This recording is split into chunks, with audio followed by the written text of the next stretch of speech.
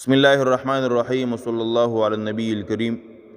محترم ملګرو، د څاروي د ذبح کولو نه مخکې د دې قربانۍ د څاروي نه فایده اخیستل د مکروه دي او د دې نه شوده پیل وشل یا وړۍ ورنه کټ کول دا استعمالول هم صحیح نه دي. که چا ورنه څومره فایده واخیسته نو د همدې مقدار قیمت به صدقه کوي. او که د قربانۍ څاروي په تویونو کې شودې زیاتې وي او د دې په نل وشلو سره څاروي ته تکلیف و، نو که قربانۍ ته ورځې لږې پاتې وي نو بیا به د دې تویونو سینو ته یخې اوبه ور واچي، دا به ور چڼکاو کوي چې په دې سره به دا شودې واپس لاړې شي. او که چېرته قربانۍ ته ورځې زیاتې پاتې وي نو بیا به ورنه دا شودې راولو وشي، په خپله به یې نه استعمالوي، خپله به یې نه څکي، بلکې غریب چا ته به یې ورکوي، صدقه به یې کوي، دا به صدقه کوي. او که چا په خپله باندې استعمال کړي نو د دې قیمت به صدقه کوي.